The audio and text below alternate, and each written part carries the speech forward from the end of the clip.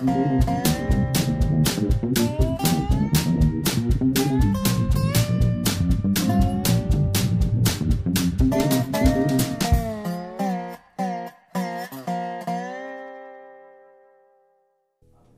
this is Dave Monk, your Prairie Monk, WEFT, Champaign, 90.1 on your FM dial. And Dave on the board. So we're still experimental this week. We have been very, very pleased with Rue and Jason, who are here to do a video of these programs. We are still radio, so we can't destroy a radio program with visuals, but we can include visuals in the bracket, and we're experimenting with doing that. One of the problems we have is that Heartland Pathways is not well known to people, and so we need to put that sort of information up. We're doing it by going to YouTube, and so also to Facebook. So David and Jason have been figuring out how we do this. We can give you a URL, but that's kind of a little awkward. You can also go to the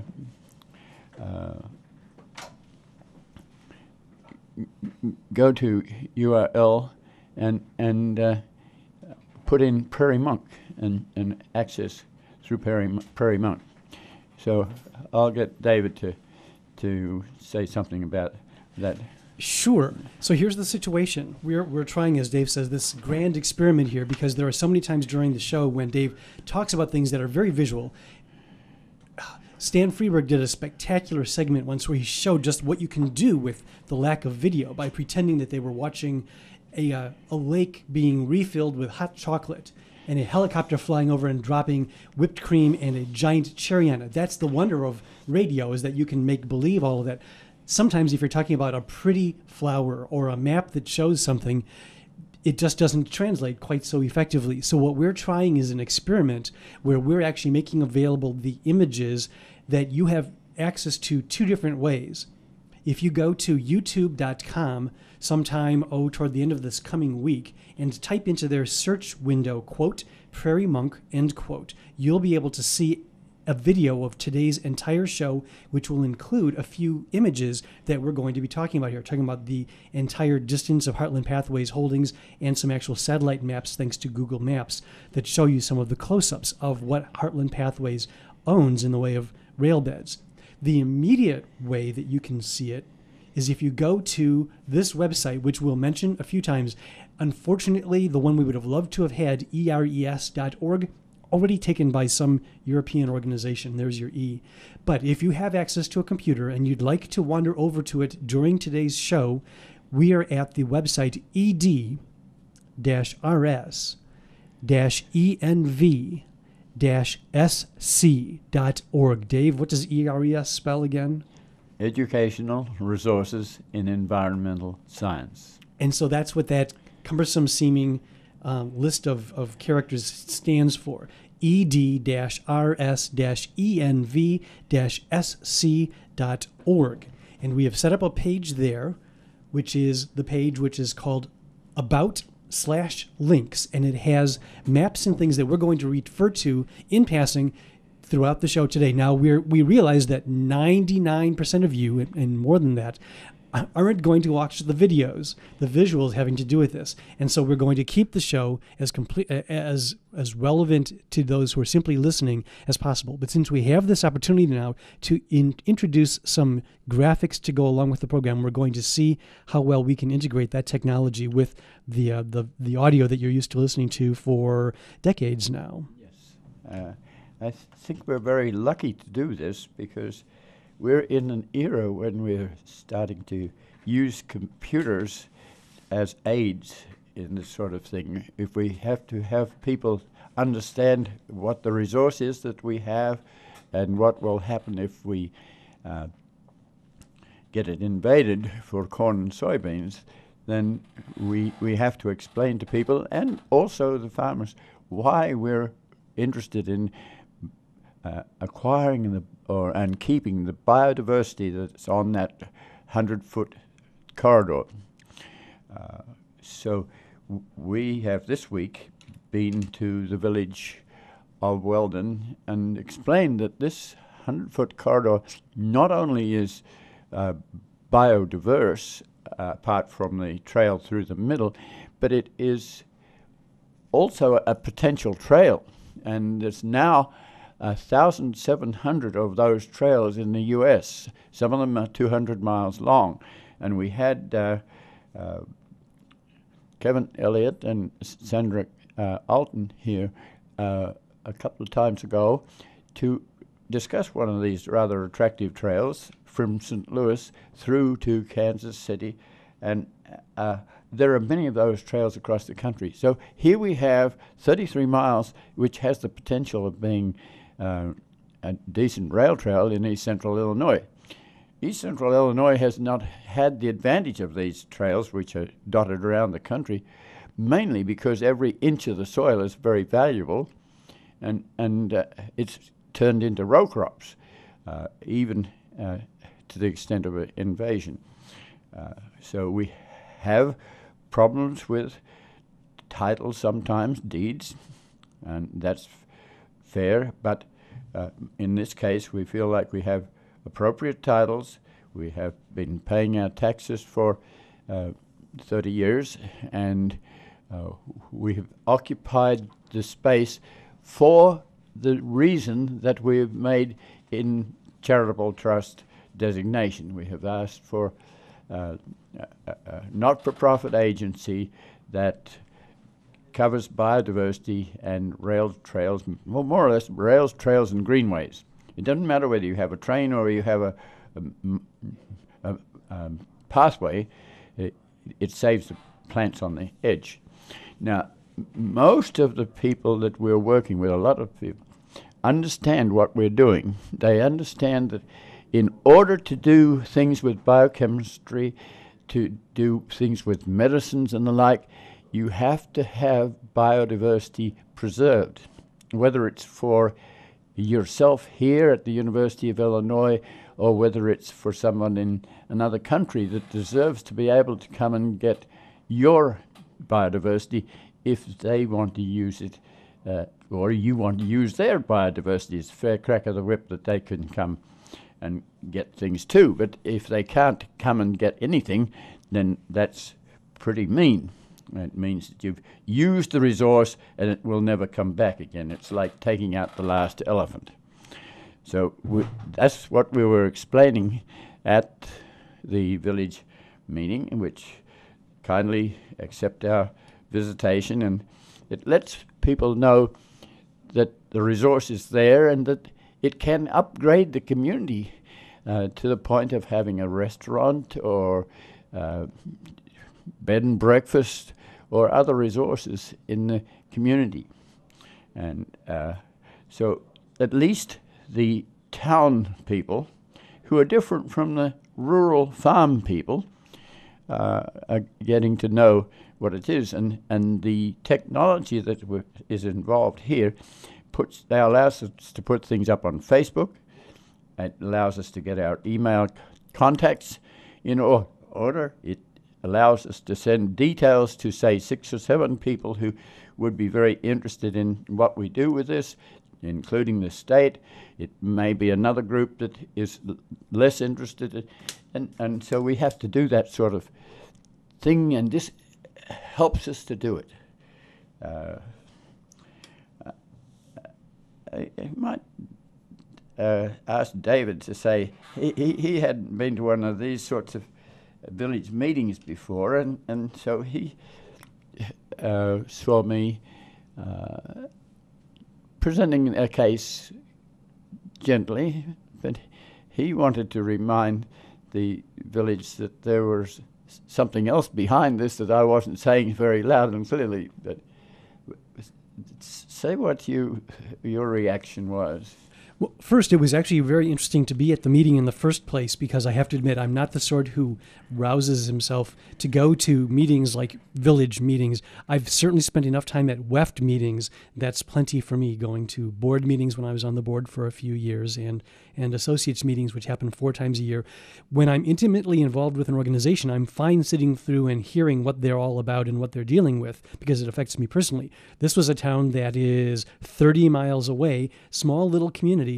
The major thing discussed in their meeting was the fact that they were having some precipitous losses, drop in the water table level of the only well that they currently have. I've never actually imagined it. You live in Champaign-Urbana and you're used to seeing the area dotted with water tanks because throughout the entire community they draw water up and then the entire neighborhood around there gets its water from that. Well, what if, one, you had a problem with that, the nearest water tank, and 2, there were no others around. This is the situation Weldon is in. The one that they've got active at the moment works just fine, but the water table has lowered 32 feet since July, and they've only got 50 feet to go before they hit the point where the water goes into the tank in the first place. Well, they have some problems with Decatur drawing from the south, and so some of that water is going away to a different water supply.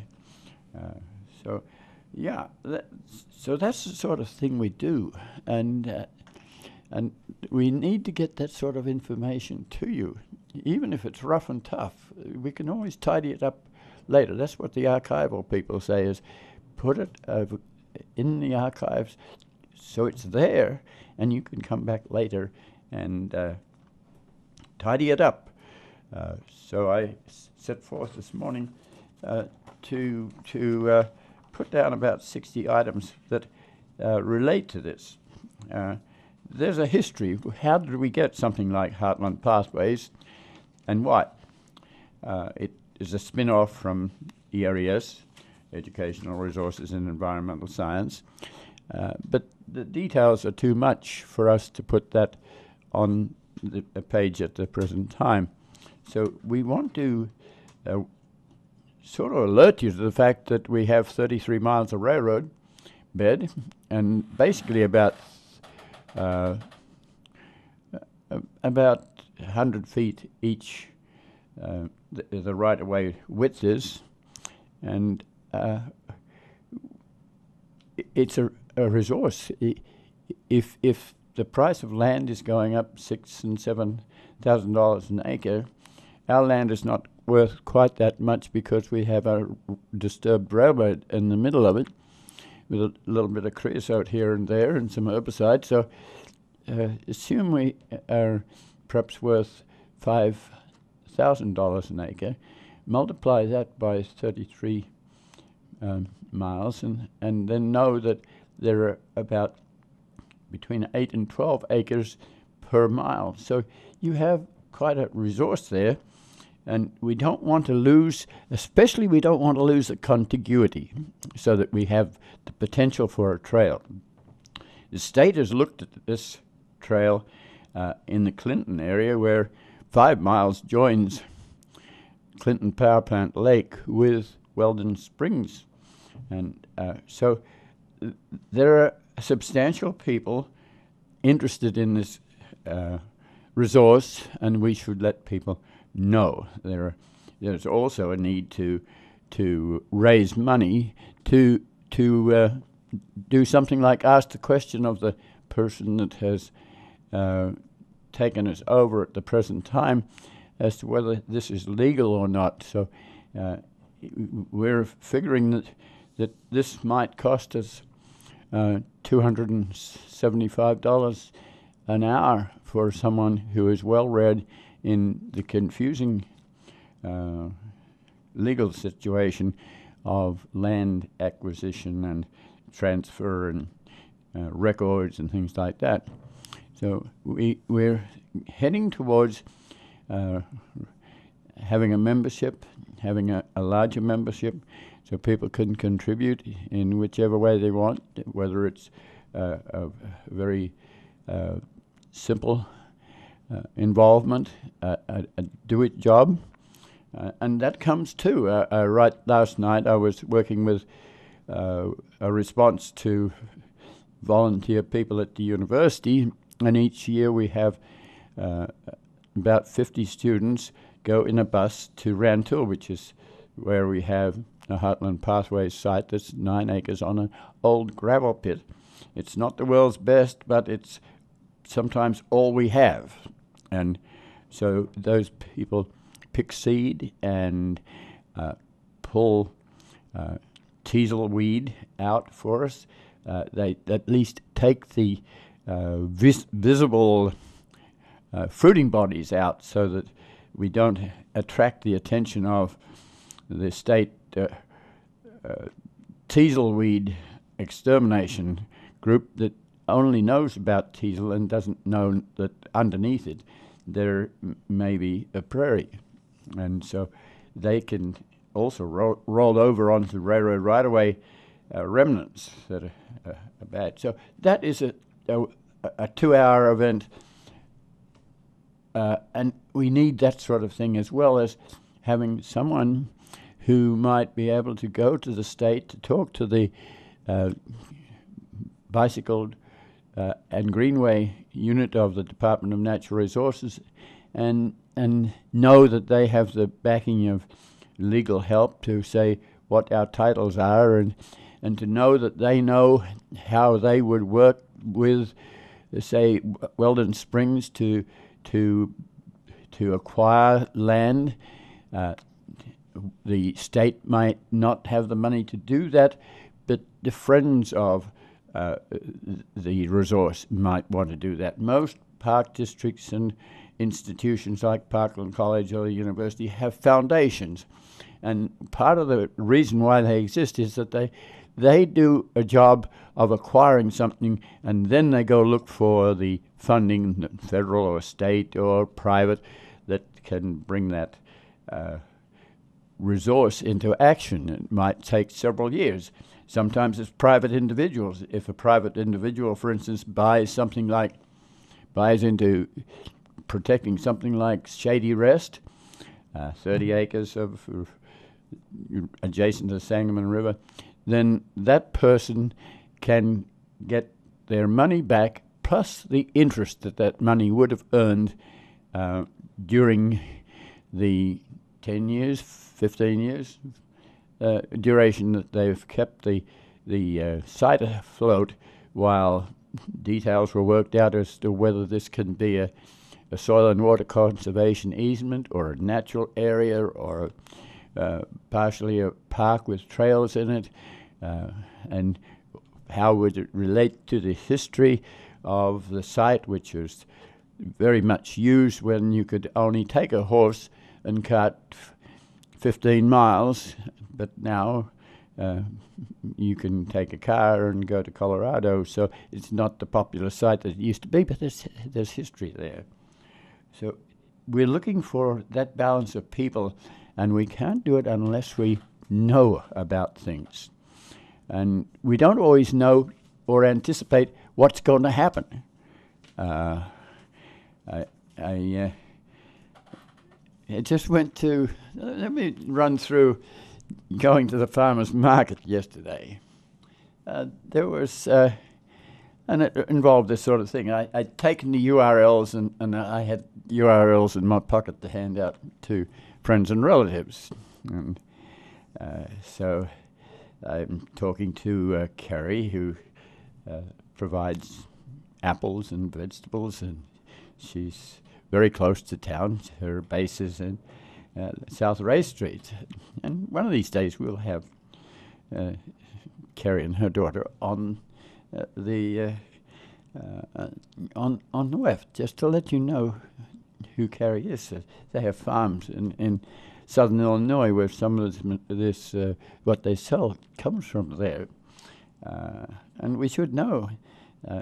Carrie has been very generous in donating to runs and things like that, fruit and vegetables that are important. So I gave the daughter a URL, and she says, "Oh, well, yes, she does listen to us from time to time, and perhaps we could arrange a session on WEFT." I talked to someone from Aware, and Aware has been sometimes a thorn in WEFT's side because they believe that WEFT is a community radio station and it should include more speaking and less music. And so that sort of debate is there. But that was very friendly, and we may have Stuart Levy back on because he has just been to Minnesota to a session on international waterways and things like that. And I'm very aware that the Australians have lost something like half of their coral reefs, partially to tornadoes, but partially due to a starfish, which has taken out a lot of things, and then partially due to human activities that have hurt the coral reef. So we'll have Stuart on sometime to talk about that. So then I walk over to the Common Ground Food Co-op, which has expanded grandly in the last little while. And I talk to people there and hand out my URL again. And we're kind of intrigued by the fact that there's next door to the Common Ground is a organization where you can get exercise, and that organization has to run air conditioners to get rid of the heat and energy that's produced by these humans running. And I would very much like to see an experimental machine located in or near the Common Ground, where you would put 25 cents in contribution to the Common Ground for having an experimental energy provider, and then you would see the light up, and perhaps you would generate enough electricity to run the overnight lights at the Common Ground. So we talked about that a little bit. You can't do too much because it gets to be ad nauseum. But I've been talking to the running people especially to see if we couldn't find 5 or 6 grad students that could get one of those machines and put a dynamo on it. So, okay, there's an antique show. I go there. There's the co-op. I go look at the artwork there, and then I go around to books for prisoners, and I'm always afraid to do that because invariably we'll come out with a pile of books. Well, I did, but they're very inexpensive books, and one of them was about radiation and the whole change of things when Roentgen put together X-rays, discovered X-rays, that changed our life. Until then, we couldn't see inside ourselves. We could only go poke. And there was a classic situation where a president of the U.S. Was shot, and they were trying to probe for the bullet. And that wasn't very successful, but Mr. Bell came along, and Mr. Bell had ideas what he could do with sound. So looking at this technology, we have changed society, and now we can radiate, we can do ultrasound, and we can look into a brain and find out what's going on. So a little bit that's happening right here. We are in need of visual expression, and we don't get it with radio. So in very simple terms, we have a camera that can focus on me or can focus on a map and perhaps even focus on a daisy or two and let people know what a prairie is, because it's absolutely amazing how many people do not know what a prairie is.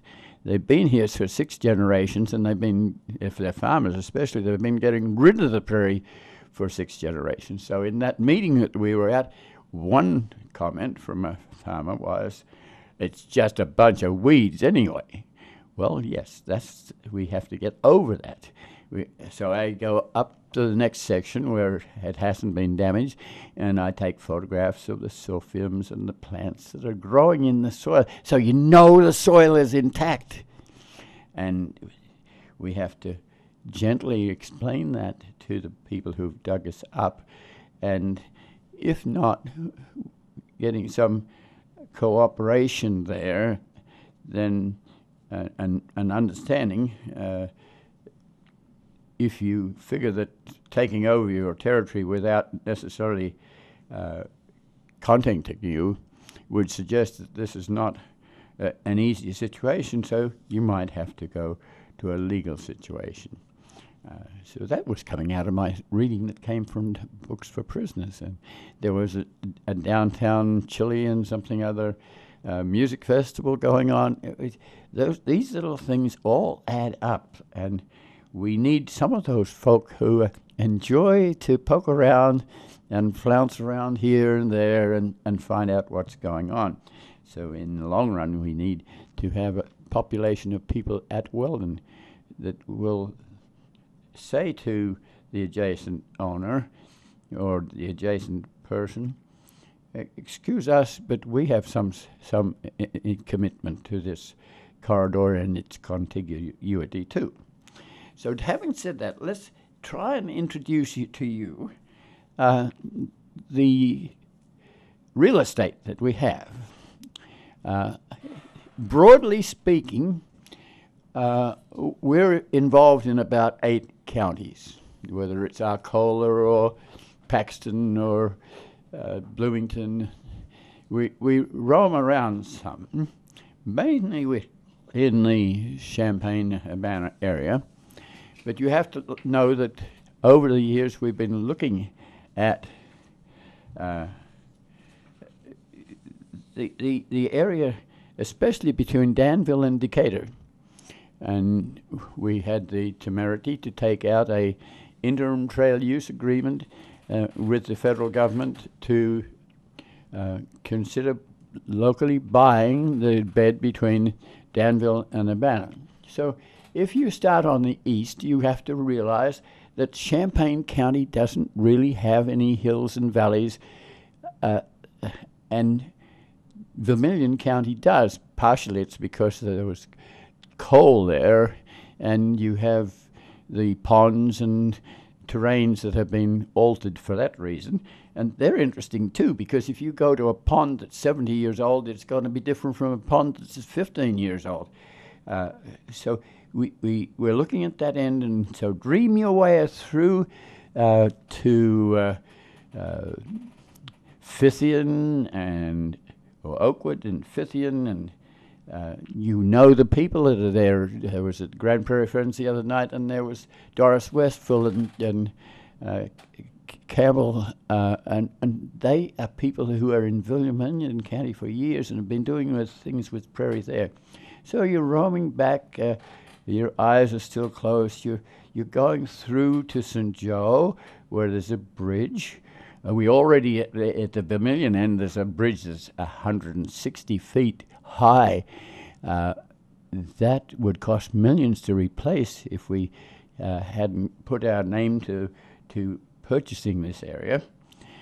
But various conservation groups got involved, and they wanted to do this, and the state wanted to do this, but it wasn't happening fast enough. So CSX has bought that, and there has to be negotiations with them. David wants to say something. Just a really quick mention again. We won't harp on the fact that there are graphics to go with this. But if you want to follow along with part of what he's talking about, if you'd like to have more than just the discussion that Dave is having, we've put the graphics to go up showing, for example, right this very moment, a map of the entire area that we're talking about here at the website ed-rs-env-sc.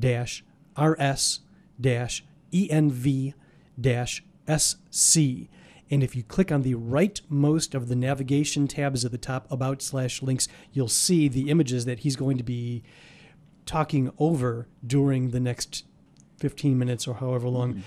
Also, if you don't want to deal with any of that, somewhere in the next week, the kind folks at Urbana TV are going to put the video of today's program online, and it will include the graphics to go along with what Dave is saying right now. So ed-rs-env-sc.org. You want the about/links connection at the top of the page, and I think the rest of the show we can just be a radio program. So, yes, tremendous. We're streaming, so you can pull it up on streaming. If you're in another country, you may have to get up out of bed to catch the program, but it streams around the world. And so we're dealing with technology that's tremendously helpful, but not everyone does it. A lot of people that are in, say, the natural area study group or are retirees are not necessarily convinced to do sophisticated computer work. So Dave has been helping with that a lot, and so I'm going to keep going. So we're coming from Danville. We've gone over a large bridge. We're going to Muncie and Fithian, where we saved helped to save an interurban station, which is now occupied. Then we go to Rumpler, and Rumpler you hardly even know where Rumpler is. It's got a square elevator. Elevators are usually concrete elevators are round. But this is a concrete elevator that's square. So it's not as structurally as sound as a round elevator, and I don't think it's been used for years. So it's become an icon. And then you come to St. Joe. No, yes, you come to St. Joe. Before St. Joe, I'm forgetting the town's name there.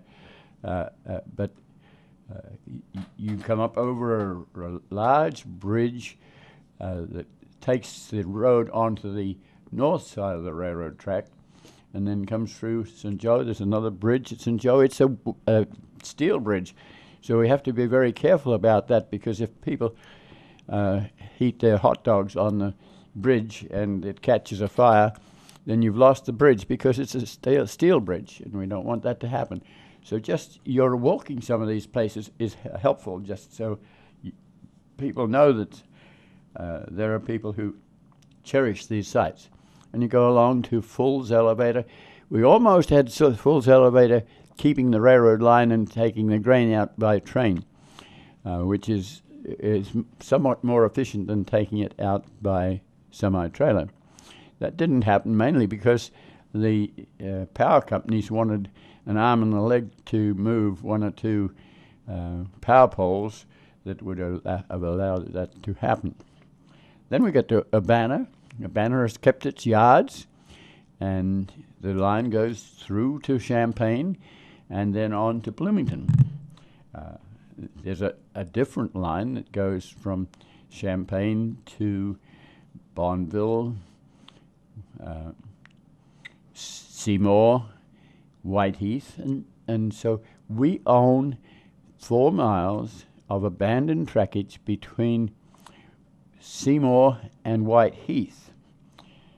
Unfortunately, we bought it after the bridges were removed, mainly because it's a mandate to prevent liability.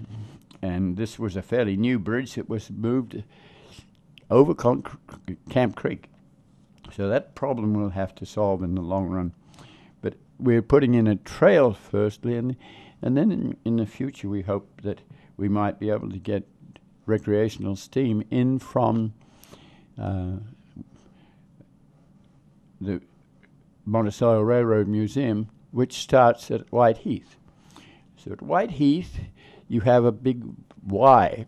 A Y is where you can take a train and turn it around by going up the legs of a triangle and coming back around.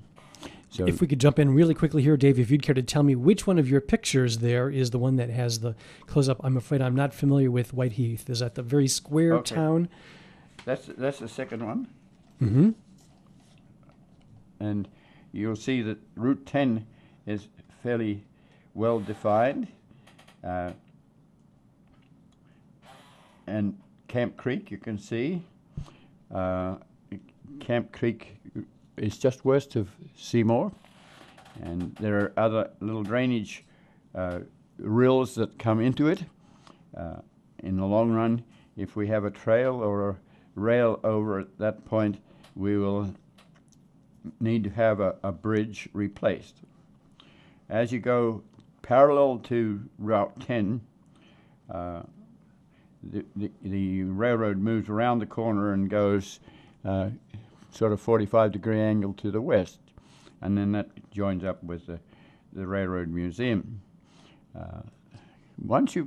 The Railroad Museum owns 7 miles of mainline railroad, but before the mainline closed out, they had 7 or some mileage of interurban, and so they used to run their trains on that. So they have 2 lines that are parallel to each other, and as a result, there's a huge amount of biodiversity there.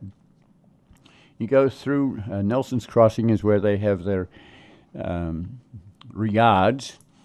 They're not exactly sure they want to have bicycles through their yards, so there's ways of getting around that.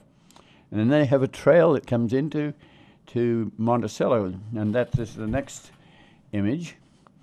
And the trails, one is on the interurban, and it comes into Monticello from the east, and then Monticello has taken a permanent easement from us for a mile that goes from their sanitary treatment plant west across the Sangamon to suburbs that are on the west side of the Sangamon River.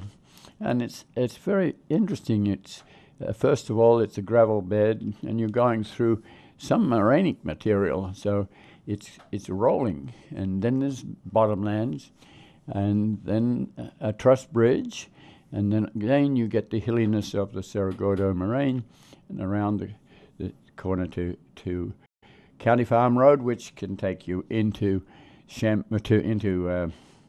Allerton Park on a country road that's quite safe. We are hoping to extend that rail trail to Applewood and then around towards Cisco, so that you go past Armenia, which is so named because Mr. Allerton came from Armenia in New York. And there's nice prairie along there. We're absolutely appalled at the amount of mowing that has occurred lately, and I'm not the only one there. One of my associates has taken the move to talk to the person who's in charge of mowing throughout the state.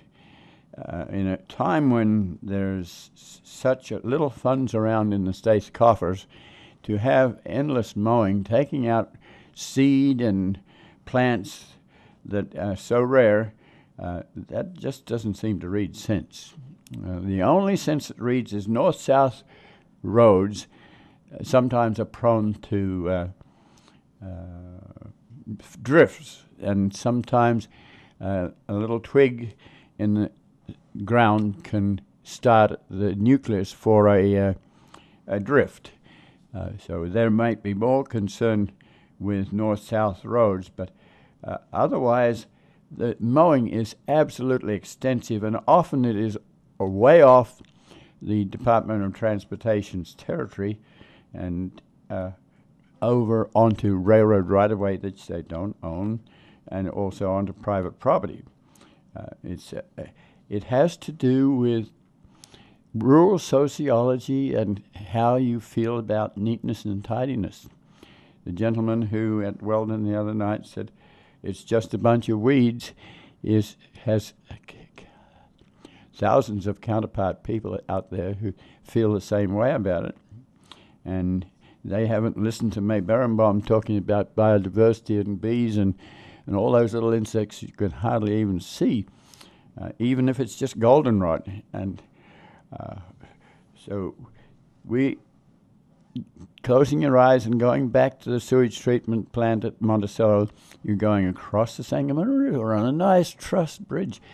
They put a trail on top of the bridge, so it's safe, and You can actually lie down there and look up into the sky and see the engineering structure and just enjoy. Look down the stream and see what you see is the river meanders, and you see levees of where the area south of the bridge especially has been pulverized. That means you do like the Dutch do. They make a levee that keeps the water out, and then you can engage in agriculture at a point lower than the water level in the river. And that polder can get some local water in it, so that's pumped out. They used to do that when they were dealing with horses and small tractors, but it's not an ideal place for agriculture. So I'm hoping that that area next to the bridge will be purchased by Monticello as an extension of their other bottomlands that they've bought to make this trail just a mile long very attractive and very popular. So just recently it got burned, the trestle got burned because it was July 4th, and unfortunately July 4th is a day when many things get burned that are not intended to get burned because people don't know how to handle their fireworks. So some young people got involved there. But the trestle is being built back again as we speak, more or less. And it will be a popular trail. And it gets to be a demonstration for other things that we might do. So there's a mile there, and then there's 5 miles which goes towards Cisco, and it hasn't been put into a trail yet, but that could, if handled properly, could have natural areas on either side and a trail. It goes over 3 little trestle bridges, and they're costly, but that could then end up at Cisco. And the road to Decatur is old Route 47, and it's fairly modestly used. It's not like Route 10 that you're afraid you're going to get run over by a truck delivering garbage to Clinton. This is a fairly restful previous highway which has been given back to the counties because the Route 72 is an expressway that parallels this site, and so you could go right into Decatur with back roads, and hopefully in the long run you could get to St. Louis and join the 200-mile Katy Trail and get into Kansas. They're looking for trails across the country, north, south, east, and west. So now we're going to go back to Whiteheath.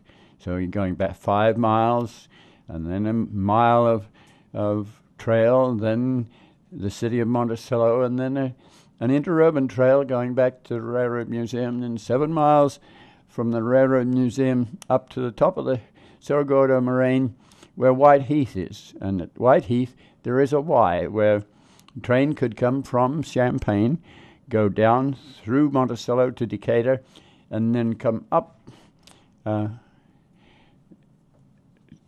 to David's looking for the picture here. Yes, just quickly checking to see if we've moved on to the next of your photos yet. Just tell me which number. Well, we're at Whiteheath, and I'm explaining that you could take a circuit around through Decatur to Clinton and back to Whiteheath and Champaign. At Champaign, there's Shady Rest, and we've been involved with Shady Rest quite a lot.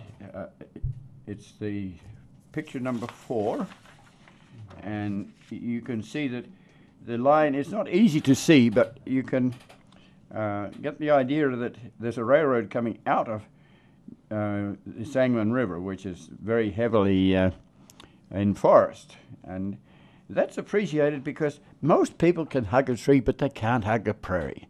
So you need a few trees around to satisfy that sort of need. and then you hope to spill over and talk to people about prairie and the 100 species that are there. So the railroad goes up the hill to the northwest corner of the picture, and it's at Lodge. At Lodge, you cross over a heavily used railroad line, which was repaired recently. It's a major trip through to Chicago. From there to Clinton, the bed is relatively intact, except that we did not buy the elevator sites.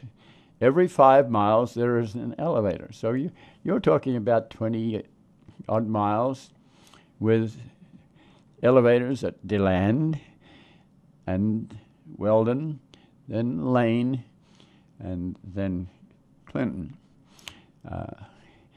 If you do the next picture, is a little confusing because it's got farmland all around it, but it is going across, and you can, if you have it up on Google Maps, it is basically farmland except for the town. The town people are basically those people who ran the trains and ran the elevators in their day. And they're a different group of people, mostly from the farmers who have property adjacent to the railbed. Once you've gone through Weldon, you can go up the, you go across a river called the Salt Fork or Salt Creek. And you have to know that when the railroads go across a river or a creek, they try to save themselves the bother of excavation. The creek, if it's been there for some time, has done its own excavation and taken out the soil. So if you go down the creek, and you have to waddle across with culverts here and there, but once you get across, you can then cross the river on a truss bridge, and then you have to go up the landscape again. This is the Hensley moraine, and it's hilly and rolling and interesting, and the trail turns around a few bends and over interesting bridges. And if you were driving an engine in these days, you had to make sure that you had your train going down the slope fast enough that you could go across the bridge and then go up the other side without it. I think I can, I think I can, I think I can, I can't. And then you hear all sorts of language, because in order to get that train out of there, you have to break it in two, take part of it ahead, and come back and get the other. And that's an all-day job. So it pays you to make sure that you either don't have the train so loaded that it won't make it, or that you are fast enough that you can get through. Now, that 5 miles allows the Clinton Power Plant Lake and Weldon Springs to have a connector. And we think that's pretty neat. And the state also thinks that that's pretty neat, and they've approached us about buying that. And so that's one of those sites where you might not have state money at the moment, but you might go to the Friends of the Park, which has been buying added land around Weldon, so that actually the Park District or the Forest Preserve or the Conservation District owns on both sides of the line, and it would be logical for them to own the bed. We would hope that they would retain the soils and the vegetation. There has been some removal of oak trees adjacent for lumber. You'd be amazed that in East Central Illinois there is a lumber industry, and that can be very prevalent along the bottomlands and up the ridges. But Weldon Springs State Park could, in the long run, enjoy augmentation by this acquisition. Now, in order to get to Weldon Springs from Clinton, there is another rail situation. It's the same railroad. We stop about a mile from town. And so then you're dealing with active railroad line. You have to find ways of moving through the streets, just the same as when we come to an elevated town, we have to move through the streets. And that was one of the questions at Weldon Village meeting the other night was, how are you going to go through town?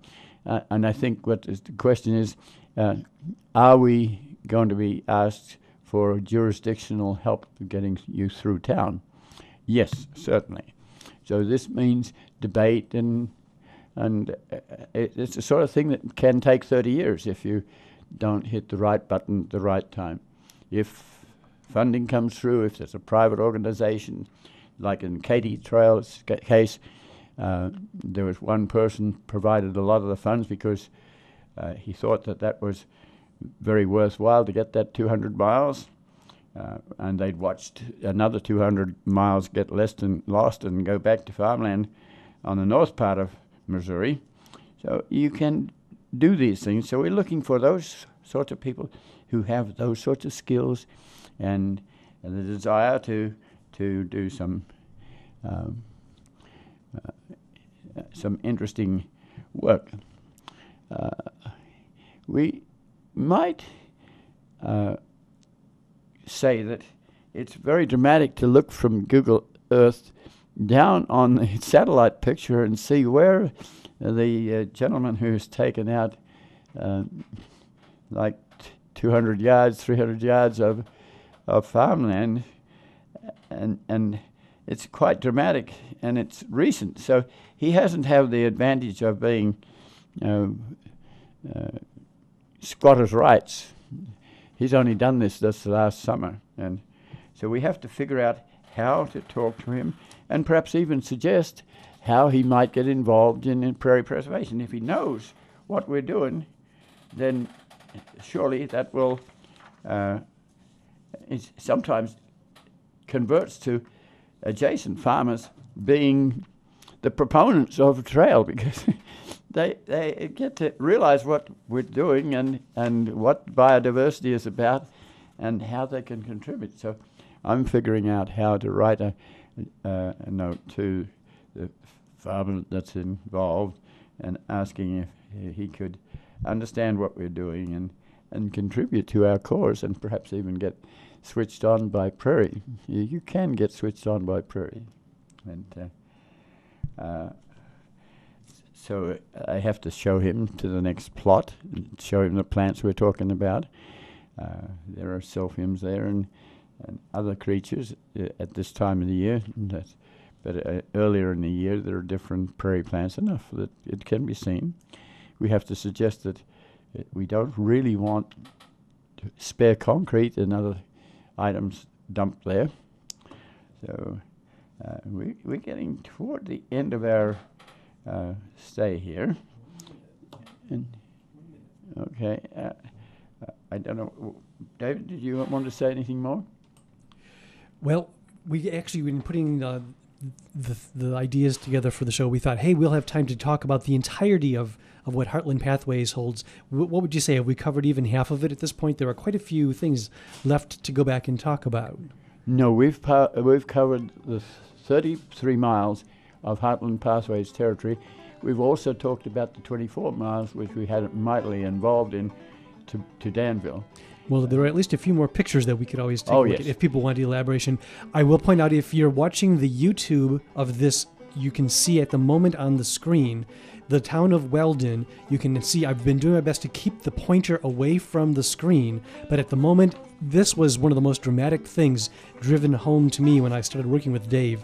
You can actually see from Google Maps, this image on Google Maps around the town of Weldon is so recent that you can see the place where the greenland that is Heartland Pathways possession ends immediately to the west of the town of Weldon. This is where the farmer has taken upon himself to take out the, quotes, weeds, all of the greenery that Heartland Pathways has been cultivating there, trying to preserve, and has turned it into cropland instead. This is available if you go. And also taken out the contiguity of a trail. Exactly, that's true. So this is what Dave went to Weldon and to talk about is were they at all interested in at least speaking up on his behalf, even if they don't have actual jurisdiction over this segment of property, to just put in a good word for Heartland Pathways as it tries to figure out how to reclaim this segment of land. One final time, if you'd like to come back and revisit any of the last 3 programs, this week, the last week, or the week before, the 22nd or 30th of 23rd or 30th of last month, or today's program, you can go to youtube.com, and if you type in the search window at the top, quote, Prairie Monk, end quote, about the 3rd and 4th and 5th links that you'll see there will be the videos of today's show. And if you'd like to see the maps that go along with what Dave has been talking about today, the website that has all of the maps is ed-rs-env-sc.org, and it's under the About/Links navigation bar. And thanks very much to Rue for photographing same. And as always, the views and opinions expressed are solely those of the speakers. WEFT does not take an editorial stance. This is WEFT Champaign, 90.1 FM.